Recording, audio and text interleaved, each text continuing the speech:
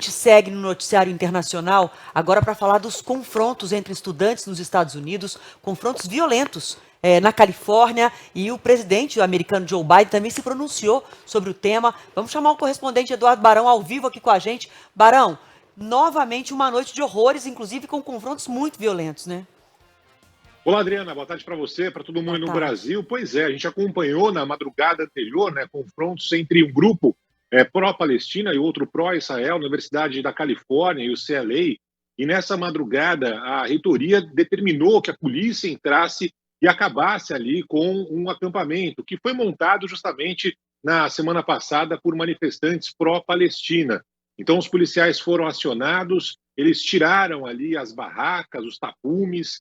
Os manifestantes que não quiseram cooperar foram presos, foram mais de 100 dessa vez. É outra manifestação que a gente tem acompanhado em meio a essa onda aqui nos Estados Unidos. Hoje, depois de ser bastante pressionado, o presidente americano Joe Biden se pronunciou. Ele disse que as manifestações pacíficas são bem-vindas, fazem parte da democracia, mas que qualquer tipo de invasão, de quebra-quebra, de problemas relacionados com violência, aí vira vandalismo e deve ser combatido. Biden disse estar preocupado com a possibilidade do crescimento de ataques antissemitas ou mesmo islamofóbicos aqui nos Estados Unidos. Enfim, há um cenário ainda incerto de como será o futuro. Foram duas manifestações, as duas últimas noites e madrugadas encerradas com a força policial aqui em Nova York, na Universidade de Colômbia, e nesta madrugada na Universidade da Califórnia. Adriana.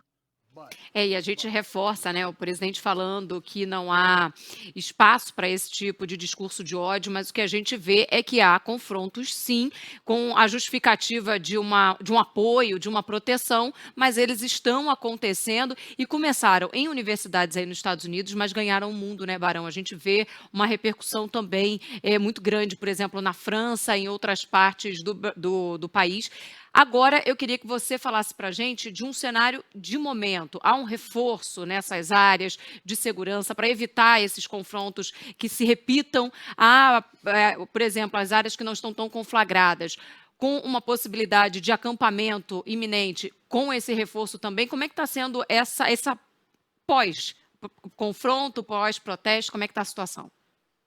Eles fecham as faculdades, né? Então não tem mais como retomar esse tipo de situação. As faculdades são fechadas, as aulas são encerradas, apenas aulas online. É evidente que a gente está no fim do ano escolar aqui nos Estados Unidos, então as férias estão chegando agora no meio do ano, Thaís, mas essa é a decisão. Então, aí o CLA, por exemplo, está com o campus fechado, está com grade, os estudantes não têm mais acesso para, sei lá, retomar esse processo. A mesma situação aqui em Colômbia. Então, é um procedimento que está acontecendo. E isso é aquela história que a gente conversava, né? Muita gente tem dúvida se essas manifestações podem tomar as ruas, avenidas das principais cidades. Esses manifestantes que estavam ocupando os campi dessas universidades, se agora, com o fechamento, se eles vão ocupar também ruas e avenidas das grandes cidades americanas, o que, evidentemente, tiraria a concentração de apenas uma área específica para a cidade como um todo, para cidades, né, no plural como um todo.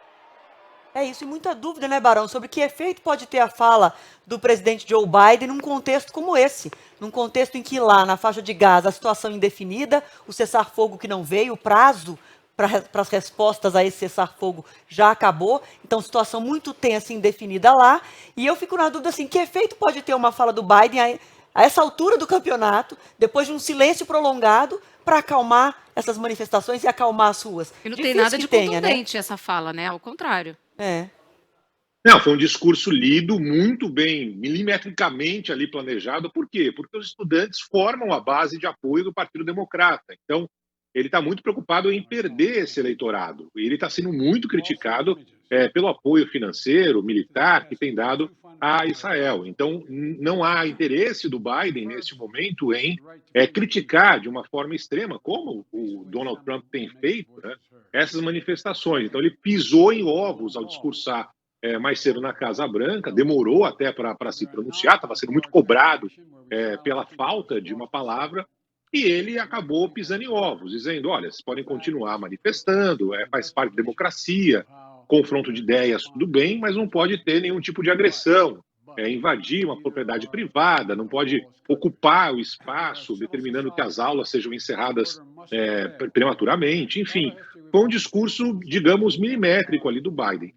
Não acredito, como vocês, que isso mude alguma coisa no cenário que a gente tem visto, por causa do discurso do Biden, ter sido pressionado, porque os Estados Unidos continuam mandando recursos para Israel. Enfim, vamos ver o que vai acontecer. Era uma situação complicada que a Casa Branca ainda enfrenta, na verdade, né? Mas, de qualquer forma, foi a primeira vez que Biden falou oficialmente sobre esse caos, essa onda de manifestações por aqui. Tá certo, Barão. Prioridade para esse assunto também. Qualquer notícia, avisa a gente aqui. Muito obrigado e bom trabalho. Até mais no Para Jornal da vocês Band. também. Valeu, Até Barão. mais tarde. Valeu, pessoal.